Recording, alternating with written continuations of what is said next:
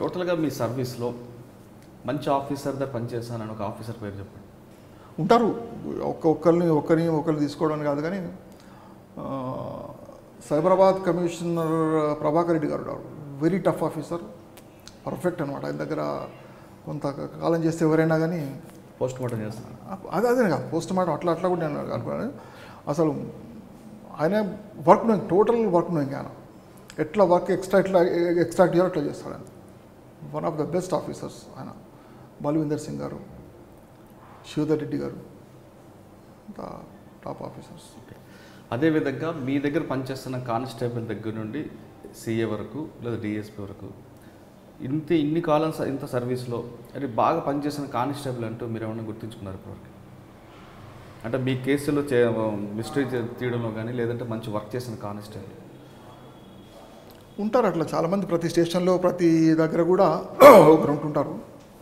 అట్లా ఒక్కరిని స్పెసిఫిక్గా ఒక్క పేరు చెప్పడం అంటే చాలామంది. ఫైనల్గా చెప్పండి సార్, పోలీస్ డిపార్ట్మెంట్ రావాలనుకున్న వాళ్ళకి మీరు ఇచ్చే అడ్వైజ్ ఏంటి? పోలీస్ డిపార్ట్మెంట్లో వస్తున్నప్పుడు మాకు ఒకటి చాలా బాధాకరమైన పరిస్థితి ఏంటంటే, మా టైంలో మేము వస్తున్న పోలీస్ డిపార్ట్మెంట్లోకి వచ్చినప్పుడు మంచి పేరు తెచ్చుకోవాలా, అందరితో బాగా అనిపించుకోవాలనే ధోరణి అప్పుడు ఉంటుండేది. ఎవరో ఒక పోలీస్ ఆఫీసర్ ఇంకో పోలీస్ ఆఫీసర్ మాట్లాడుకున్నా, మిత్రులతో బంధువులతో మాట్లాడుకున్నా అదే ఉంటుండేది. ఇప్పుడు చాలా మటుకు ఇప్పుడు యంగ్ జనరేషన్స్లో ఏమవుతుందంటే, వచ్చిన తర్వాత ఎంత తొందరగా సంపాదించుకుందాం ఆ లెవెల్లో అట్లా ఆలోచన, ఎవరెంత సంపాదించుకుంటున్నారు, ఎవరేం చేసుకుంటున్నారు అనేది ఒకటి కొంచెం అది బాధాకరమైన విషయం. అది చాలామంది అట్లా ఉండడము. డిపార్ట్మెంట్లోకి వచ్చినప్పుడు సేవ అనేది ఫస్ట్ ముఖ్యం. ప్రజాసేవ చేసుకోవాలి, నిష్పక్షపాతంగా ఉండాలి, నిజాయితీగా ఉండాలి. Devotion towards duty.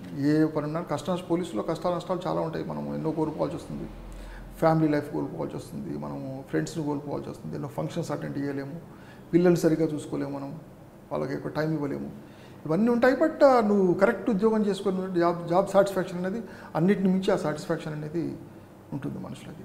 ఎప్పుడు కానీ నా పాయింట్ అయితే అది, ఎప్పుడు కానీ మనం చేస్తున్నది నిష్పక్షపాతంగా నిజాయితీతోటి డివోషన్ టువర్డ్స్ డ్యూటీ అవి చేసుకుంటే సంతృప్తిగా ఉంటుంది.